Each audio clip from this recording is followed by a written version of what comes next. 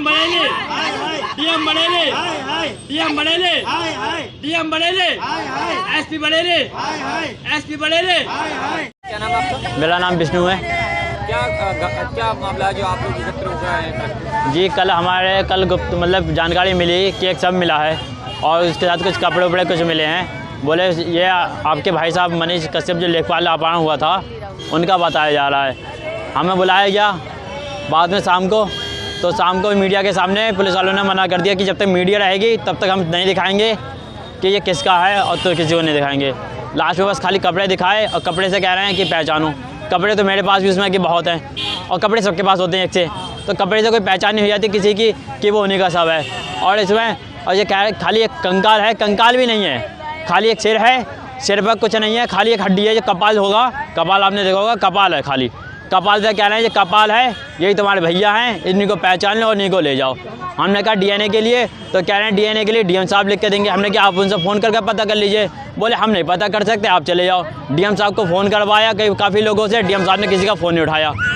सुबह से डीएम कार्यालय के बाहर खड़े हैं। डीएम साहब ने अभी तक कुछ पता ही नहीं दे रहे हैं कि हम आएंगे नहीं आएंगे, क्या है क्या नहीं है, कुछ जानकारी नहीं। डीएनए की कब रिपोर्ट जाएगी, कब सैंपल आएगा, कब हमें पुष्टि होगी, कुछ जानकारी नहीं है। ये और सबसे बड़ी कमी इसमें रही है थाना पिरवाड़ी फरीदपुर, थाना क्षेत्र अधिकारी फरीदपुर की पुलिस में, क्योंकि उन्होंने हमें जब 29 तारीख को एफआईआर लिखवाने गए थे तो उन्होंने गुमशुदगी खाली लिख दी अज्ञात में। हमने कि हमको संदेह है पिरधान पे खलपुर के और भी जो उनके साथ के लोग थे और जो और 4 तारीख को मेरे पास उनकी एफआईआर है। मैं पहले भी देख चुका था, भैया ने खुद में लिखित में दी थी तहरीर कि मुझे जान का खतरा है, कृपया आप इस पर एक्शन लें, लेकिन कोई एक्शन नहीं लिया गया, बल्कि कह दिए कि ऐसा है इनका मेडिकल हुआ ना, उनकी एफआईआर लिखी गई, कुछ नहीं।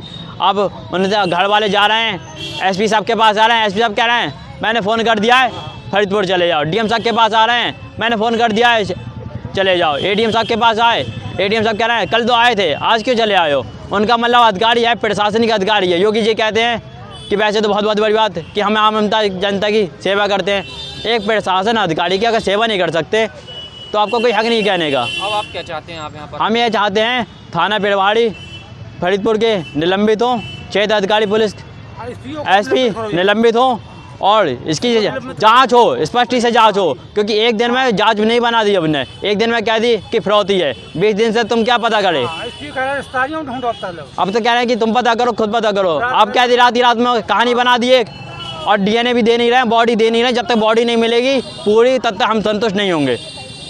डीएनए की मांग कर रहे हैं हम। हमारी माताजी और भाभी जी गई थी एसडीएम साहब के पास कि ज़मीन का घोटाला है आपके क्षेत्र का, आपका विभाग का एक लेखपाल गायब है, आपने उसमें क्या एक्शन लिया। बोले लेखपाल गायब हो गया तो काम तो रुक नहीं जाएगा, ना हम काम रोक देंगे।